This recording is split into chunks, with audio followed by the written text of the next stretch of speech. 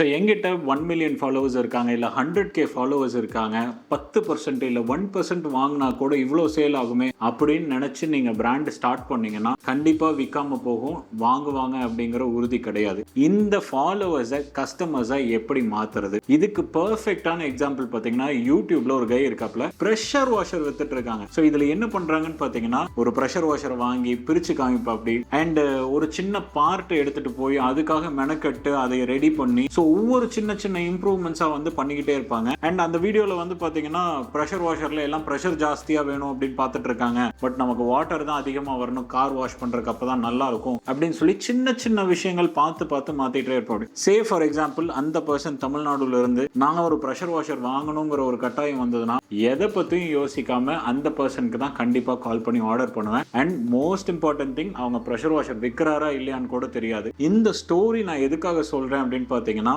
First thing, நம்ம post பண்ற content வந்து பார்த்தீங்கன்னா எங்க போறோம் வரோம், என்ன சாப்பிட்றோம், என்ன ட்ரெஸ் போடுறோம், இல்லை என்டர்டெயின்மெண்ட் பேஸ்டாவே இருந்துட்டு இருக்கும். திடீர்னு ஒரு நாள் நான் ப்ராடக்ட் லான்ச் பண்றேன் அப்படின்னு சொன்னா சேல்ஸ் வராது, வரதுக்கான வாய்ப்புகள் ரொம்ப கம்மி. ஆனா அதுவே ஒரு 6 months முன்னாடியோ 1 year முன்னாடியோ ஸ்டார்ட் ஆஃப் பண்ணி என்ன ப்ராடக்ட் பண்ணலான்ட்டு இருக்கோம், அதை எப்படி ரெடி பண்றோம், ஒவ்வொன்றும் எந்த மாதிரி பார்த்து பார்த்து பண்றோம் அப்படிங்கிறத போட்டுக்கிட்டே வந்தோம்னா லான்ச் டே அன்னைக்கு நம்ம வந்து ஒரு ஆட் போட்டு பொருள் விற்கிற மாதிரி இருக்காது. அது ஜஸ்ட் ஒரு நெக்ஸ்ட் ஸ்டெப் மாதிரி இருக்கும். நிறைய பர்ச்சேசஸ் நடக்கும், நீங்க நம்ப முடியாத அளவுக்கும் பர்ச்சேசஸ் நடக்கும். ஸோ உங்க ஃபாலோவர்ஸை கஸ்டமரா மாற்றணும்னா ப்ராடக்ட்டை டிசைட் பண்ணிட்டு 6 to 8 months முன்னாடி இருந்தே அந்த ப்ராடக்ட் டெவலப்மெண்ட் ஜேர்னிலையும் கஸ்டமரை கூடவே வச்சுக்கிட்டீங்கன்னா கண்டிப்பா கஸ்டமர்ஸா மாறுவாங்க.